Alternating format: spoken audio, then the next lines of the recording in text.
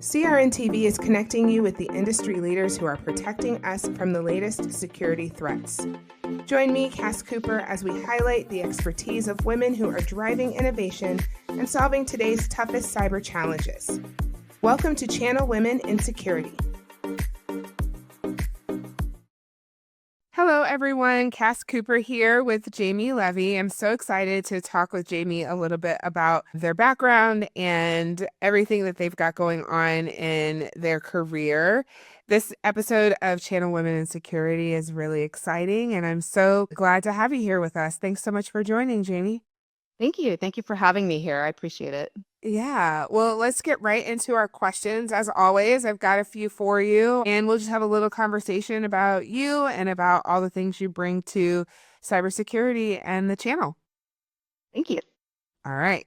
So let's talk about forensics, right? I personally am not a true crimes girly, but forensics is such an important part of our culture right now, and people are very much into it.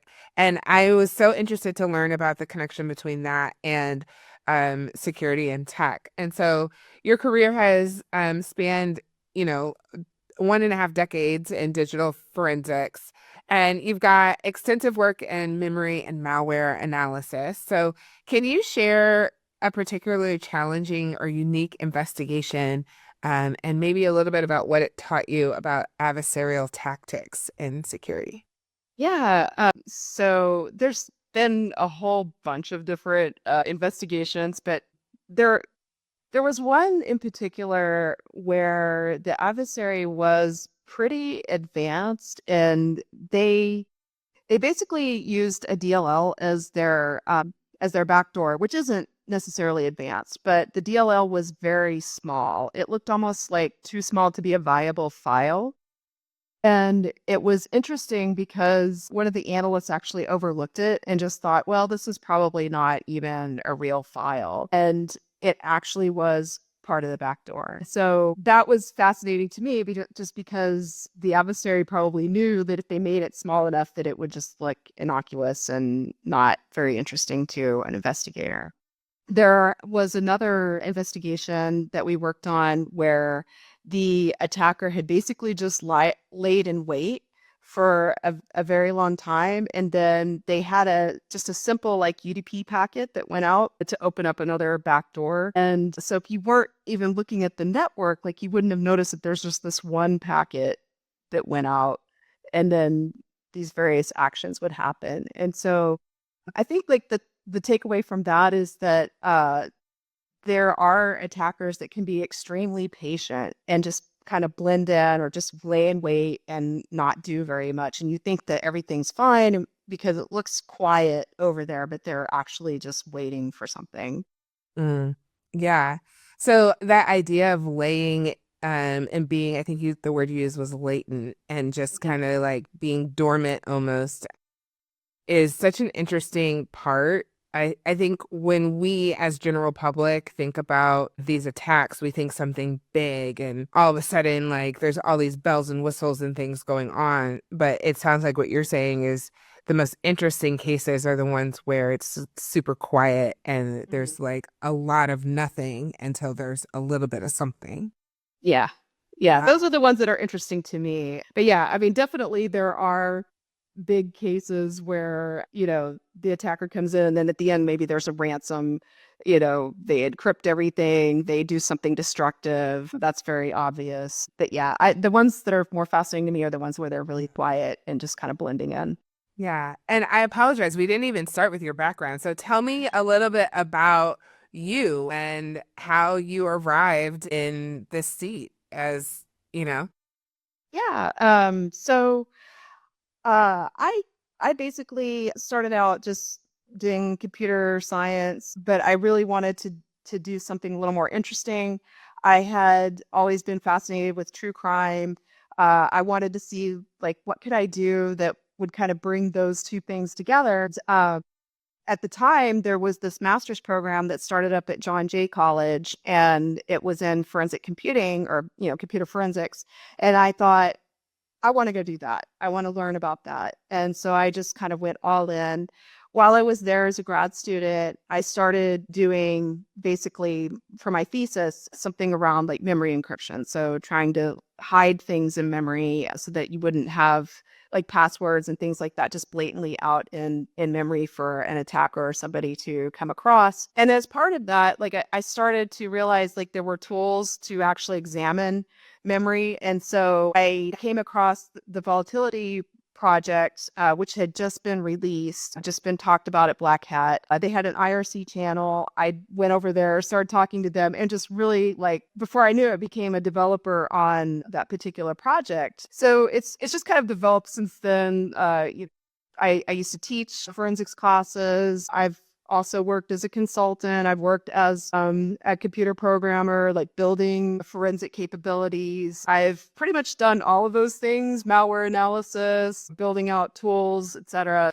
Yeah, I've just been doing this for a while. When I first started, there weren't really like a whole lot of open source tools. People were still kind of building them. I think actually at the time, like the open source community was a little more active maybe then than it was now, just because the people were just it was so new and people were building their own tools for things and they were sharing and blogging about it. And after a while, people kind of stopped doing that a little bit. I think mostly because bigger companies started to kind of take over and take those ideas and productize them. And I think people just got tired of that and stopped releasing as much stuff. But it is kind of still a proving ground for newcomers, mostly like, college kids and whatnot to release open source tools to kind of prove their worth and stand out. Yeah, yeah. Well, you are definitely a standout, and you brought up the Volatility Foundation. So, we kind of actually already answered that. So as a board member, what kind of is your role? Like, tell me about what that does for our security space, and maybe a little bit also if someone was interested in getting involved, if there's an opportunity there. Tell us about that. Yeah, so mostly I just kind of help foster people to kind of bring them in. Like at this point, so I used to do a lot of development on the Volatility project, but at this point, I'm trying to do more mentorship. So trying to bring more people in to like help them build out new plugins, and basically just kind of help them port code over and stuff and documentation and whatnot. Because it's nice to have some new blood instead of just like the handful of developers that it used to be kind of in the beginning. And so we actually have a pretty vibrant community, I think, at this point. And just always bringing around the awareness, trying to figure out like ways that we can improve the software, just keeping those connections open, bringing more people into it, that kind of stuff. Trying to build the community that we want. Yeah, that's interesting. So tell me a little bit about how building the community you want and like gender fits into that, right? The series is called Channel Women in Security. And so do you find that women are drawn to this? Is that part of your platform at all?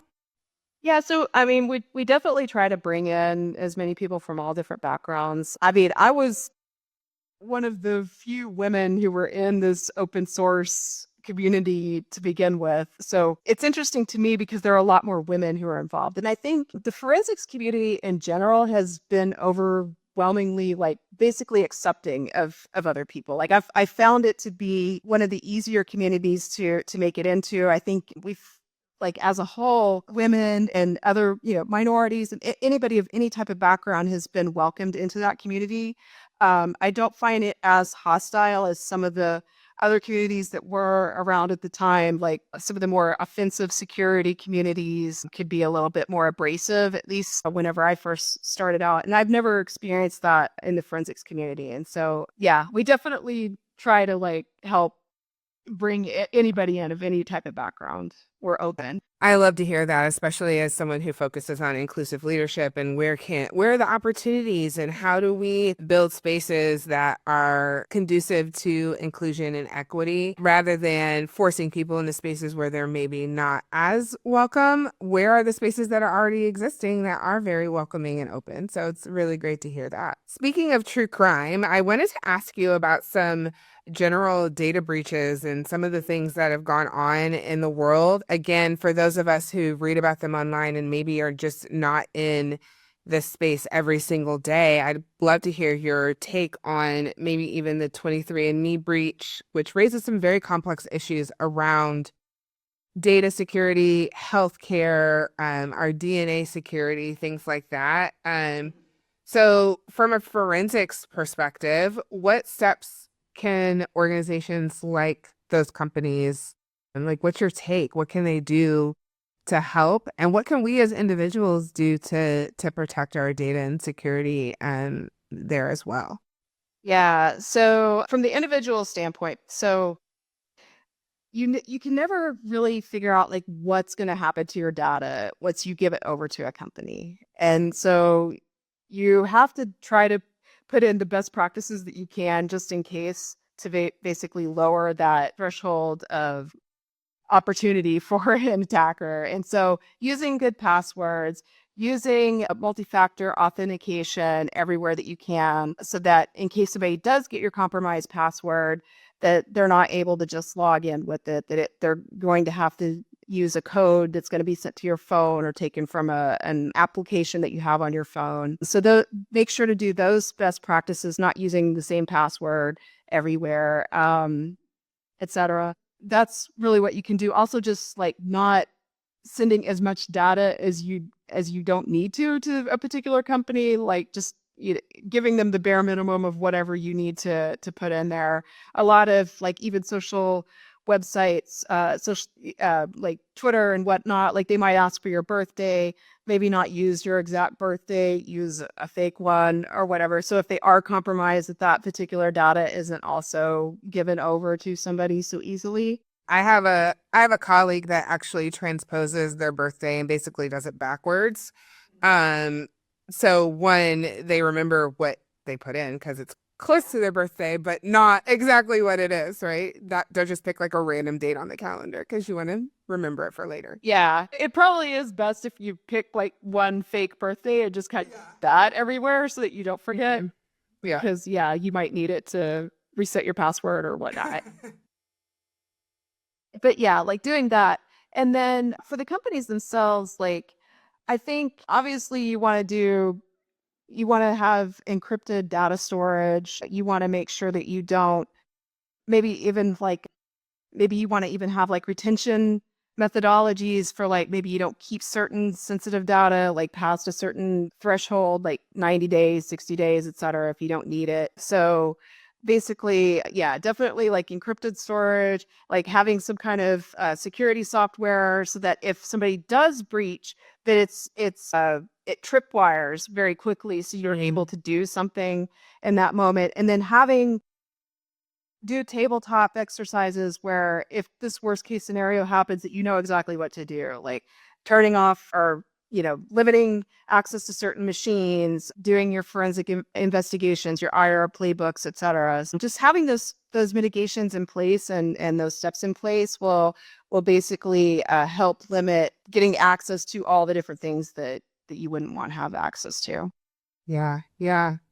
So phishing is such a common issue. Mm-hmm. I know most companies have some sort of, training and like reoccurring thing that they do about phishing. And inevitably, someone in the organization is like caught with that. Okay, this was an internal test.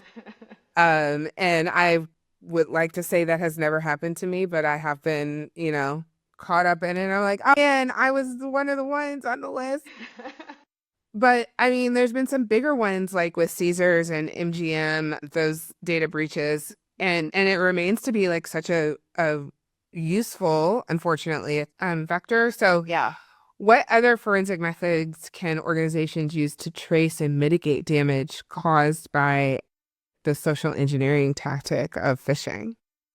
Yeah, so definitely doing some kind of forensic analysis, whether that you're looking at the phishing campaigns through email headers, if you're looking through logs, figuring out like what those compromised accounts are, figuring out the scope of what that damage could have been, and disabling those affected systems, et cetera. So having again those playbooks in place, and then doing some lessons learned afterwards of like this is what happened, and these are the things that we need to do to improve it. So that way you're always improving on the next breach, because basically everybody could be a target, and if somebody really wants to get you, they will. So just being able to have like those methodologies in place, like trying to put the best defense forward, but in case you do get breached, like having those action plans available and basically top of mind and utilize are the best methodologies. Yeah. Yeah. Do you find a lot of organizations don't have something in place, or what is your experience? Yeah, tell me. Yeah. So, yeah, unfortunately, a lot of organizations don't. I would say, like, the top Fortune 500 and whatever, like they probably do, right? Like they're obviously very high targets. They have a lot of money to throw around towards this, et cetera. But so our customer base is usually like the very small companies that they're not even thinking they're a target. They're not even thinking that something's going to happen to them. They're not really preventing anything. They may have, I mean, obviously, if they're customers of ours, they have some security software, but there are other companies that don't. And so when something happens, they don't normally have an IR plan. They don't know who to reach out to. They don't know what they need to do. And so you might need to kind of guide them along and help them out in that situation. But yeah, unfortunately, a lot of companies just, they don't think it's going to happen to them. And so they don't even bother to put any of these mechanisms in place. Yeah. You know, there's so many different things and areas of the channel in general that Huntress touches, right? And like, I really value the way that y'all are always trying to innovate and do things different. What are some things that you're seeing that trends that may be coming up here soon that people should be like looking at or paying closer attention to, or things that we're hyper focused on that maybe are as problematic as we're thinking? Well, there's a few things to say. So definitely the attackers are improving their craft. There was a report that came out recently by IBM X-Force, and they were talking about Strela stealers. And basically what was happening there was you have this attacker who had stolen a bunch of emails from legitimate financial institutions and other companies of interest.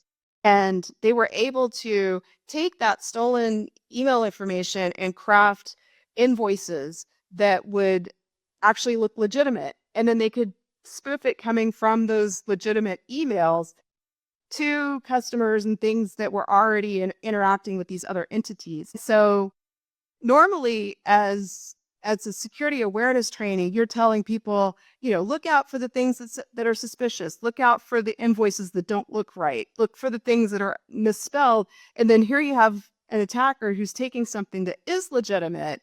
They know exactly what these invoices are supposed to look like. They know exactly what these emails are supposed to look like. And they're utilizing that and doing this attack against various companies. And so they're getting craftier. And then we have AI, which can also help with some of this stuff to help figure out information about other companies or craft various malware or emails or whatnot, for the attacker side as well. So that's something to be aware of. Also, you have like the deep fakes. You have people like I just recently heard about this scheme that's going on where attackers will call people and interact with them over the phone and just take a sample of their voice. So they could take that and put it in an AI generative thing and utilize that voice to basically fake that person. Oh, And we know that the AI models are good enough that you can fake somebody's voice, etc., just from them talking in a video or whatnot. So now you have these kinds of attacks. And so these are the things that definitely have to worry about. And if you don't, like, if somebody is calling you and they're saying they need their password or whatever, like what happened in the MGM attack, for instance, where you had somebody, you had the attacker pretending they're an employee saying that they lost their password. A lot of times people are verifying by voice or are trying to, ask questions or whatnot. But even then, like, even if you're getting the right answers and they have initialized contact with you, you should have some way to contact them yourself. And so you probably want to call them, like say, hey, look, let's hang up here. I'm going to call you back. I'm going to, verify. I think that would have stopped that particular attack if they said, let's hold off. Let's contact each other a different way. Let's do a Zoom call. Let me call you myself on this phone number that I know is your legit phone number, whatnot. So Yeah. you just have to start kind of thinking outside the box. Yeah. Wow. Well, you've given us so much to talk about and so much to think about. I'm really grateful for this time and grateful for all the support that you and your team at Huntress does for the channel. Is there anything you want to leave our audience with before we close out for the day? Yeah, just come check us out. We have some great products, but then also we are hiring as well. So if you're interested in joining the fight, come check out our careers page. We're always looking for interesting people to work here, etc. So just, come check us out. Love that. Awesome. Well, you heard it from Jamie. She's looking for folks who also have their knack for forensics and all the things that, we hear about on true crime podcasts, but make it tech. Well, thank you so much for your time. And I look forward to seeing you in person real soon. Thank you. Appreciate it. Thank you for watching Channel Women in Security from CRN TV. Be sure to subscribe for more stories from the women who are shaping cybersecurity, breaking barriers, and making their mark on the channel ecosystem.